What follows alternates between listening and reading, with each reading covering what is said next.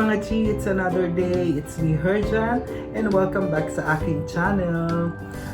Medyo matagal-tagal din yung ating huling upload. So, ngayon ay mag-upload ako, mag-vlog ako, samahan niyo ako na mag-unbox. And for today's video, i-unbox ko itong Nikon D5200. Actually, old model na siya na camera, pero okay lang. At least may katuwang na tayo sa ating pagbablog.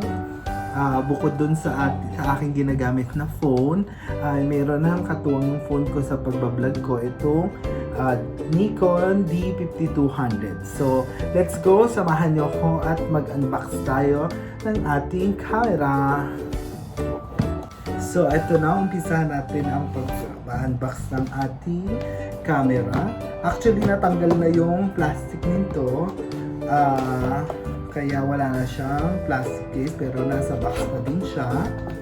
So, ayan. Ito yung laman ng ating camera. Ayan. And then, una ay, syempre, itong manual guide ng ating camera. Ayan. And then, itong ating mga CD na, I don't know kung para sa to actually. And then, yung warranty niya. Ayan. Another manual. Manual guide.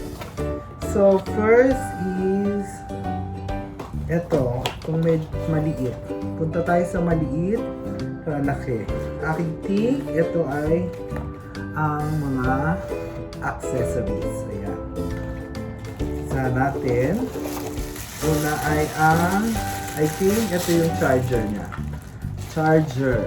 Ayan yung charger ng ating battery ng ating camera. And then, ito yung battery. Ayan yung battery niya.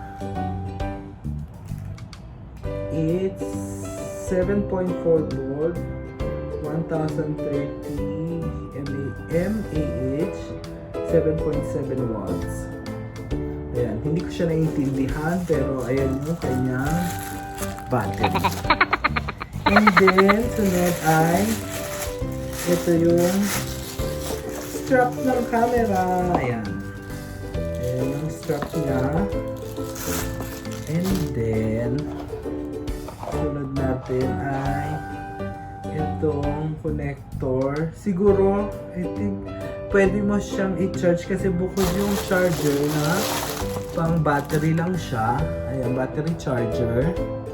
Tapos, ito siguro pwede. And then, siguro pang connector sa computer. Sa laptop. Ayan. Para ma-save and ma-download natin yung ating mga videos and pictures from the camera. Ayan. And then, andito din yung ating memory card. Memory card which is 16 GB. SD 16 GB. 400 times speed. Ayan na yun siya. Kita ba? Ayan. And then, ito ang connector natin. Ayan. Ito naman is, pwede natin i-connect yung camera, I think sa TV or sa speaker. Ayan. Yung connector jack. Ito yung jack na para sa speaker or sa TV. Ayun. Tapos na tayo dito sa unang box kasi meron siyang tatlong box. So doon natin ay yung medium size na box. Ayan. I think ito yung lens ng ating camera. Lens. Ayan. So, ito yung lens ng camera. Actually, hindi ako techie. Hindi ko din alam kung paano to. So, ngayon, in-unbox ko siya and then pag-aaralan din natin siya kung paano siya gamitin. Ayan. Ito yung lens ng camera. Ayan. Ayan. And then, ayan siya. And then, sunod natin ay ito dito kasi yun na yung video box. Ito na yung sunod, yung pinakamalaking box. Ayan. So, pwede natin siya ipatong dito sa pinaka-box na. Ito na yung camera siguro. Yes, ito na yun siya. Siyempre, ito na yung last. So, ito na yung ating camera. Yay! Ayan. So, I think, ayan. Uy, perfect for vlogging. So, ito yung ating camera. I think, ang kulang lang nito ay ang tripod.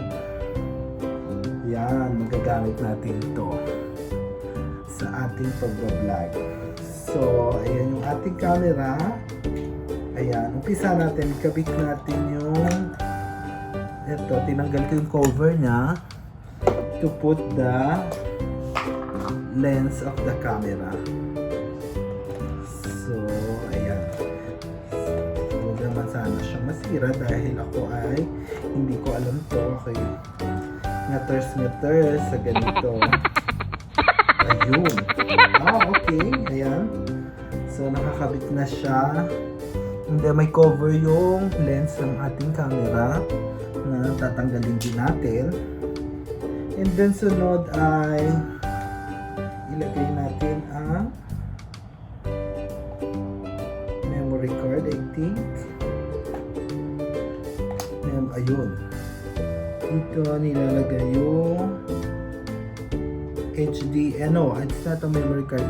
HDMI, mic, and connector sa PC. Ayun, ito. Yan, dyan siya kinoconnect.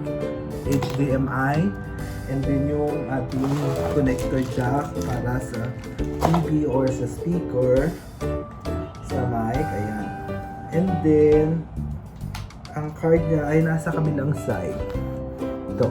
So, pasok natin yung ating memory card.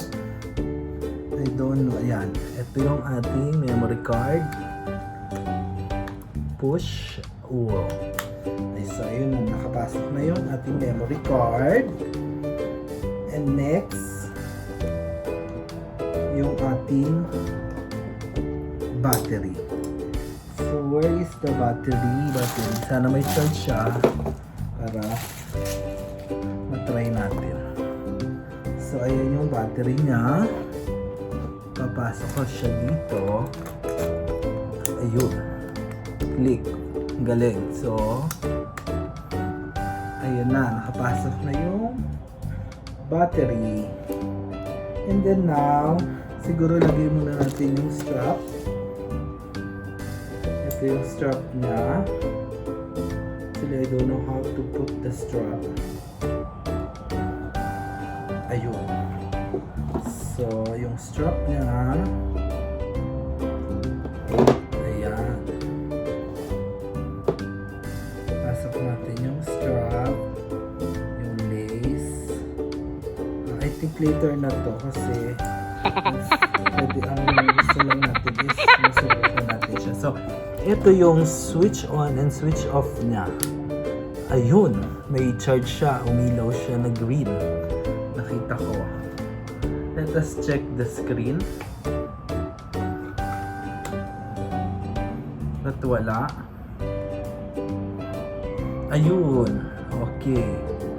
So, there's auto. Siguro ito yan. Mamili ka. Scene. Video effects. Ayan. So, ito ay hindi ko pa din alam. Pag-aaralan ko pa din siya.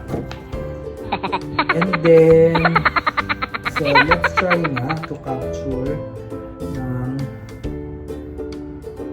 picture. So, I think this is the button for the picture.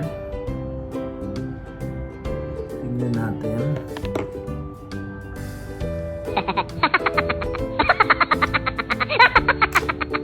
Ayun. And then, to see the photo, ito, merong, yan, yung picture sign, yan. Click that. So, actually, hindi siya pa. Let's try once more. Zoom out, zoom in. Yeah, I like it.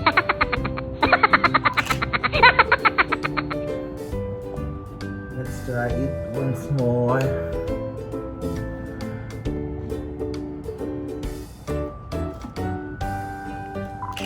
Ayan.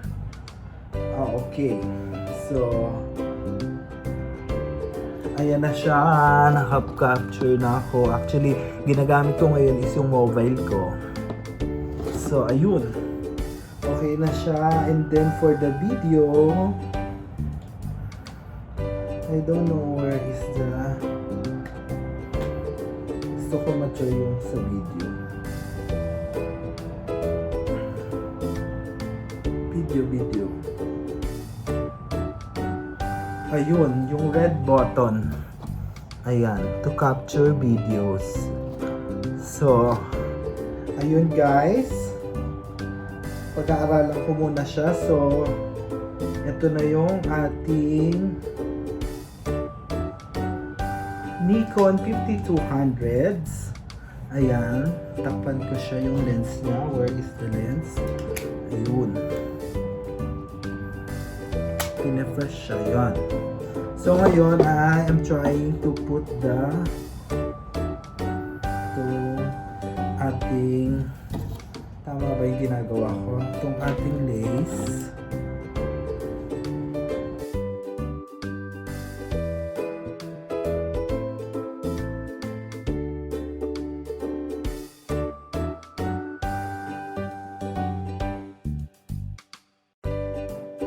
So, ayan na guys. Sabit na natin siya.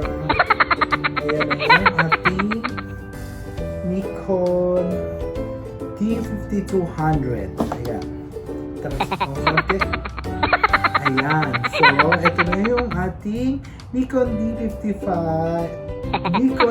D5200 sa camera. So, ayun nga guys. So, dito ko na itatapusin yung aking vlogs.